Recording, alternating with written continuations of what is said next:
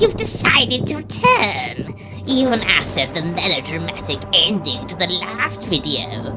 I promised to show you the dark and forsaken past of the Zelda series, and make no mistake, you will witness horrors beyond your mildest expectations as we delve into the ancient times in this episode of Tales from the... I'm not doing this voice for the whole video. God damn, my throat can't take it. Welcome, dear viewers, to the next step of our Zelda journey. Now, until this point, every entry in the series has had the direct hand of Nintendo to guide it. However, this wasn't always the case. Nintendo are far more eager than ever to expand their franchises out into multimedia nowadays, but until recently, this was a very rare occurrence. Nintendo had been famously protective of their IP, to the point where even a couple of animated shorts was considered a big deal. I can't exactly blame them for being harshly guarded when it comes to licensing, especially to Western studios, mostly because the last time they tried it sucked ass. Okay, I'm being a bit harsh here. The examples I'm going over today are certainly not the worst of Nintendo's collaborations with the West, but they are some of the more infamous. Let's start with the earlier attempt of the two.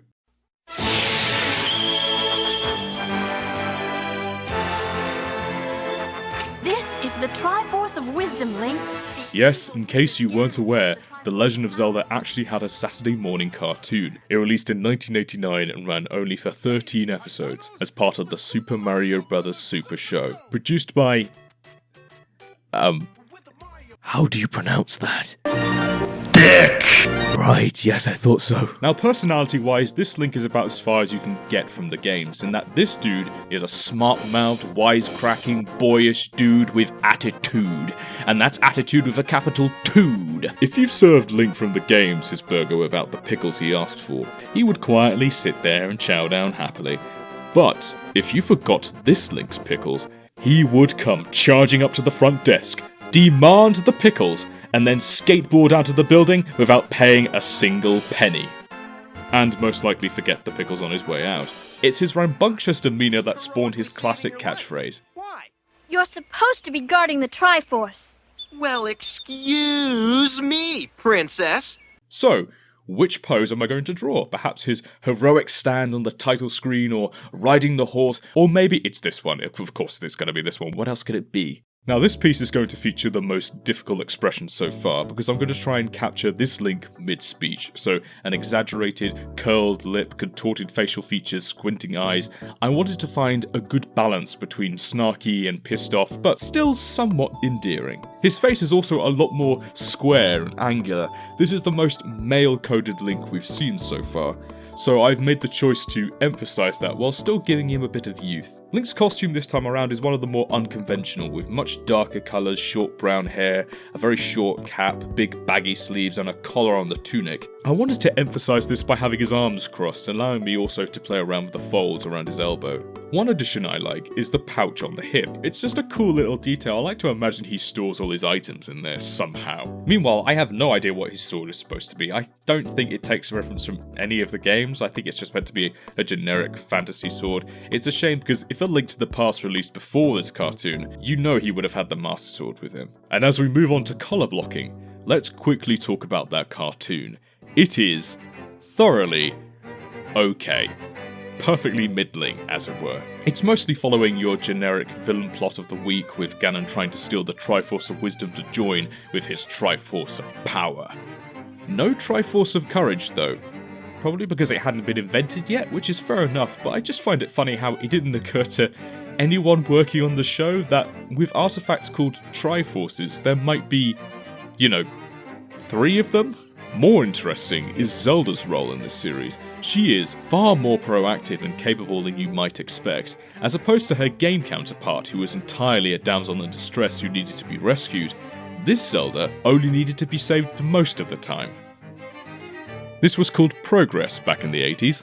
It's fascinating seeing this adaptation of the Zelda lore in its early years, before even A Link to the Past began developing the mythology that later games would elaborate on. So much of this series feels like a weird cousin of the Zelda we know today, taking what few narrative elements they had and straining them through a Western filter.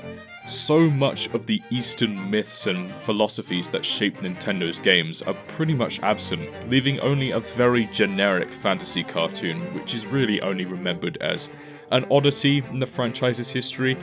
I don't consider it a must-watch, even if you're a Zelda fan. Maybe watch an episode, see if you like it on its own merits, but no, you don't need to see this.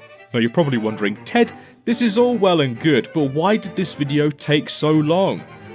Well, it's because this face, right here, made me want to die. Let's go painting! Ah, damn it! Ah, damn it! Ah, damn it! Ah, damn it! Ah, damn. This process consumed many hours of my life. At some point, I drew this. The main problem is 1. The face I chose was very difficult to accurately describe without it looking weird, and 2, the lighting setup that I chose means that even if you accurately portray this expression, it's still going to look uncanny. A complex facial expression, a complex lighting scenario. Leave it in the oven for about 20 minutes to burn, a recipe for frustration. So how do you avoid this? Well, there's something that artists like to do where they take a picture and they use reference. It really is that simple. You think artists just know how to draw super realistic lighting and anatomy? No, we use reference. That's the secret. Everyone uses it. Get good reference material and use it.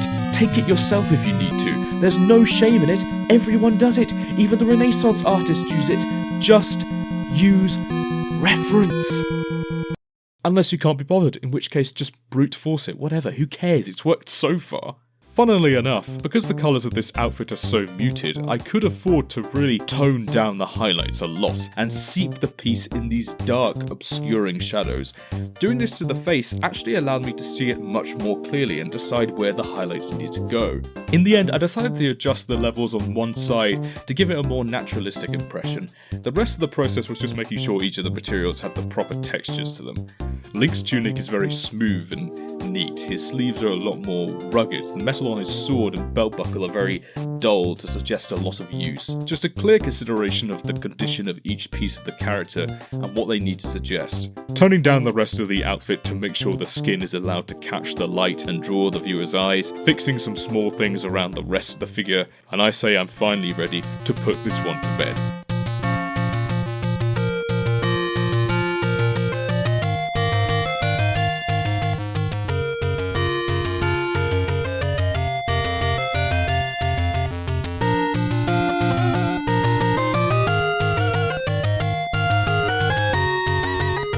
Thank this is over. No soppy stuff about, oh, I'm glad it turned out well, I'm really happy and I managed to do a good job, blah, blah, blah, blah, blah, blah, blah. Shut up. I'm glad it's over. I suffered, it's done, I can go home now, except I can't. You know he isn't the only painting. I know he isn't the only painting. Stop wasting time, Ted, you charlatan, you hack fraud art YouTuber. Just give us the next painting already. Stop hiding it. Don't even pretend. Just give us...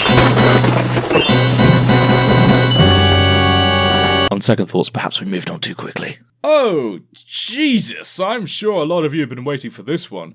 Yes, the Antichrist himself is in the building. The most infamous incarnation of our favourite green-wearing short king chaos gremlin himself. Gee, it sure is boring around here. God is cruel. As I'm sure many of you know, this monstrosity was the responsibility of Philips, who partnered with Nintendo in the early 90s to create a line of exclusive games for their CD-ROM console, the Philips CDI. As a result of this partnership, the CDI released with its own Zelda games to boast, with one of them being 1993's The Faces of Evil.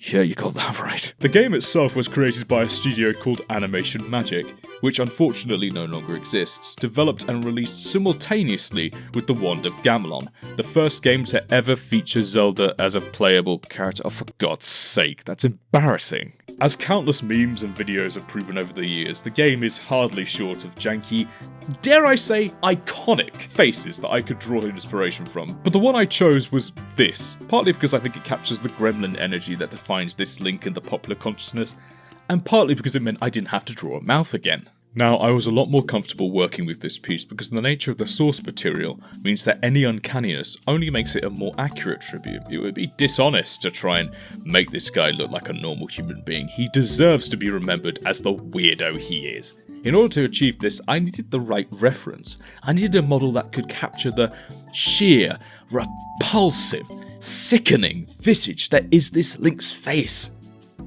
So after taking a picture of myself, I got to work sketching out the main details. First the face and body, moving on to the hand covering the mouth, finishing off with his other hand. From there, it's just making sure all the folds and little details look correct. I really like the folds on his sleeve in this one, by the way. And then straight on to blocking out colour. Now, let's quickly talk about the game. It was created by Dale de Charonne, a reportedly very talented game developer who by all accounts was an awesome human being. And Igor Razbov, of whom the only picture I could find was this.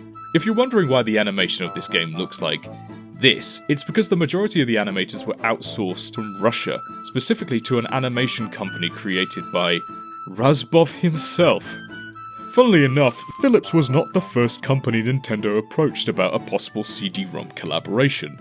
No, that honour goes to Sony. Yeah, Nintendo approached Sony to develop a CD-ROM add-on to the Super NES.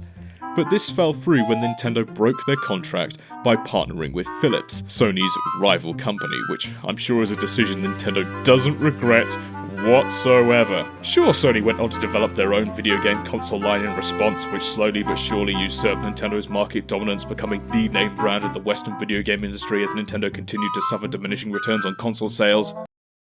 But Sony made Concord, so all in all, I think Nintendo dodged a bullet. Back to the painting. As you can see, I had a much easier time with it, especially the face, and this is purely because of my reference material. It was a lot stronger and far more focused on what I needed.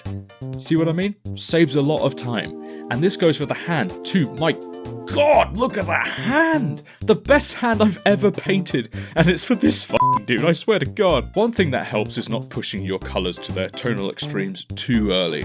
Keeping the colours subtle before building up to darker or brighter tones helps you get a better picture of what your tones are describing before adding too much detail. This certainly aided me in rendering the tunic and the sleeves, but it also helped with the hair. At this point, I've begun to really get the hang of Link's hair.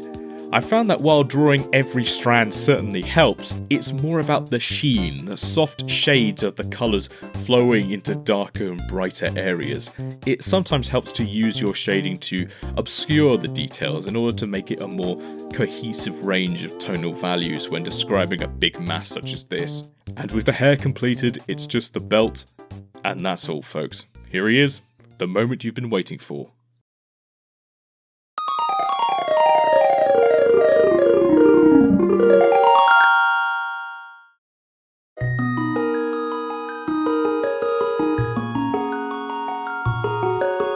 Of all the paintings I'm most proud of, I didn't expect this one to be among them, but it kinda is, I'm not gonna lie. I'm proud. It certainly looks good with them both side by side. I like how much the two contrast. Two very different versions of Link, created without the guiding hand of Nintendo, both infamous for very different reasons.